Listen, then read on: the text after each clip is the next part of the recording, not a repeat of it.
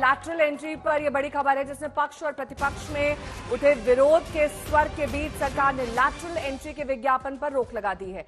कार्मिक विभाग ने यूपीएससी के चेयरमैन को चिट्ठी भेजी, जिसके बाद यूपीएससी चेयरमैन से पीएम के निर्देश पर लैटरल एंट्री के विज्ञापन पर रोक लगाने के लिए कहा गया है। सीधी भर्ती का विज्ञापन रोकने पर भर्ती के विज्ञापन पर यह रोक लगी है। हिमांशु मिश्रा मेरे सहयोगी जुड़ गए हैं तमाम जानकारी के साथ। हिमांशु, जिस लैटरल एंट्री का कॉन्सेप्ट ही यूपीए सरकार के समय पर आया, अब उसी का विरोध किया जा रहा है। पिछले 5 साल में 63 एंट्री लैटरल एंट्री के जरिए हुई हैं, 63 भर्तियां हुई हैं। अब ये पूरा पक्ष और प्रतिपक्ष का मुद्दा ना बनकर पूरे देश का मुद्दा अचानक से कैसे बन गया? देखिए, बिल्कुल विपक्ष की तरफ से सबसे पहले सवाल उठाए गए थे कि जो लेटरल एंट्री है, जो 45 लेटरल एंट्रीज के लिए विज्ञापन दिया गया है यूपीएससी के द्वारा, उनके अंदर रिजर्वेशन क्यों नहीं है, एससी एसटी के लिए रिजर्वेशन क्यों नहीं है। और उसके बाद जो है सत्ता पक्ष के भी जो सहयोगी दल है, चाहे वो चिराग पासवान हो या केसी त्यागी जो जेडीयू से आते हैं, और उसके साथ साथ टीडीपी ने भी इसका विरोध किया। उन्होंने कहा कि हाँ, लेटरल एंट्रीज के अंदर भी जो है वो रिजर्वेशन होना चाहिए। और उसके बाद जो है सरकार की तरफ से डीओपीटी मंत्री जो जितेंद्र सिंह है, उन्होंने यूपीएससी चेयरमैन को पत्र लिखा। उन्होंने कहा जो विज्ञापन दिया गया था 45 लेटरल एंट्रीज के लिए, उनको कैंसिल किया जाना चाहिए अभी फिलहाल के लिए। और अब सरकार हो सकता है कुछ नए तरीके से जो है लेटरल एंट्रीज लाए। उसमें क्या नए चेंजेस होंगे, जो सजेशंस होंगे, चाहे वो सहयोगी दलों के हों या यूपीएससी के द्वारा दिए जाएं, उनके बाद ही जो है सरकार आगे बढ़ती नजर आएगी। लेकिन फिलहाल के लिए जो 45 लेटरल एंट्रीज के लिए विज्ञापन निकाला गया था, उनके ऊपर रोक लगा दी गई है। तो अब इसका तरीका क्या होने वाला है? लैटरल एंट्री पर रोक लग गई है या लैटरल एंट्री से जो भर्तियां की जाएंगी सरकारी उच्च पदों पर, उसमें कुछ बदलाव किए जाएंगे? ये बिल के जरिए होगा, किसी कानून के जरिए होगा? क्या क्लैरिटी मिल पा रही है? देखिए, मुझे लगता है सरकार अभी जो है सलाह मशवरा विमर्श करने के बाद ही जो है इस पे अब आगे बढ़ेगी, क्योंकि सहयोगी दलों की तरफ से भी जो है इस पर पूरा जो है अपोज किया गया था, विरोध किया गया था। चिराग पासवान ने खुलकर कहा कि वो इसके विरोध में है। जो लेटरल एंट्रीज के द्वारा जो है सरकार के अंदर नई भर्तियां की जा रही हैं उच्च पदों पे, चाहे वह ज्वाइंट सेक्रेटरी पे हो या एडिशनल सेक्रेटरी या सेक्रेटरीज के लेवल पे की जा रही हो। और उनका ये कहना था कि रिजर्वेशन होना चाहिए, अगर इसमें रिजर्वेशन नहीं है तो ये नहीं होना चाहिए। उसके बाद केसी त्यागी ने इस पे बयान दिया, टीडीपी की तरफ से बयान आए, यानी सरकार के 3 सहयोगी दल जो है इस लेटरल एंट्री के खिलाफ थे। और इसके बाद सरकार को ये लगा कहीं ना कहीं ये बड़ा मुद्दा बन जाएगा। विपक्ष का ये एक तरीके से तर्क था कि देखिए, कहीं ना कहीं रिजर्वेशन को खत्म करने का एक नया तरीका जो है वो निकाला गया। राहुल गांधी की तरफ से विरोध हुआ, तमाम अपोजिशन पार्टीज ने इस पर विरोध किया। अब देखना यह है सरकार इस पर किस तरीके से आगे बढ़ेगी।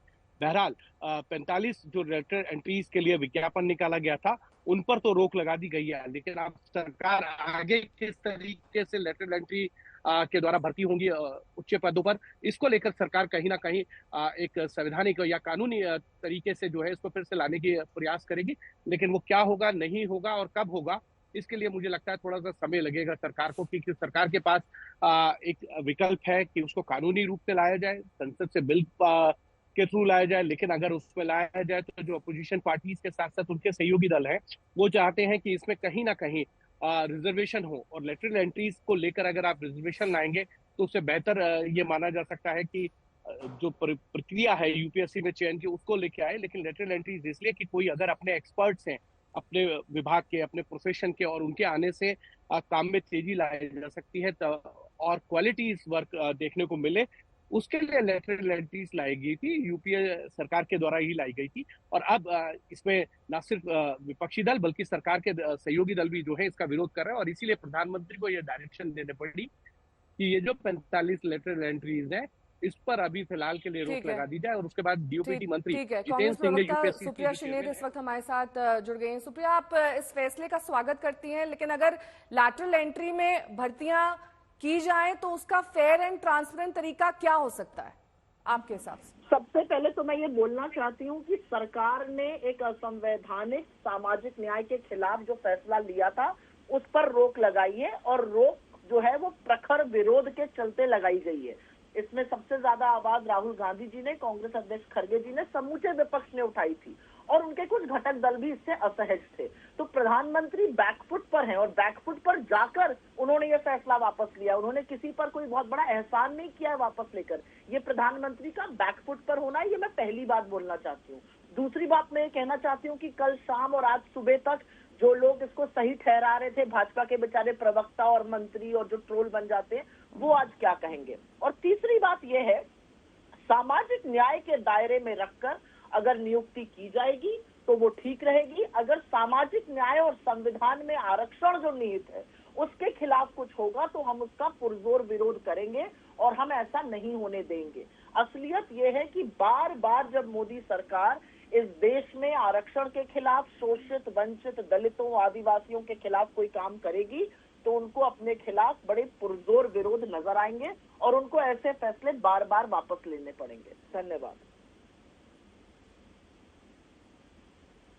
सुप्रिया, आप मुझे सुन पा रही हैं? ठीक है, सुप्रिया से हमारा संपर्क नहीं हो पा रहा है।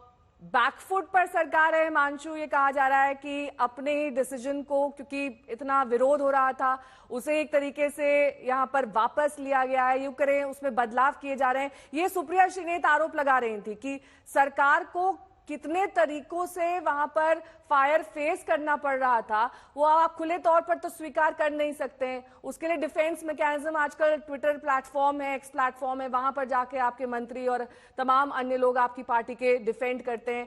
तो क्या वाकई ये सरकार के लिए किरकिरी का मुद्दा बनता जा रहा था? देखिए, जहां तक सरकार के लिए है, सरकार अब जब तक विपक्षी दल विरोध कर रहे थे, सरकार इस पूरे मामले को डिफेंड भी अच्छे से कर रही थी।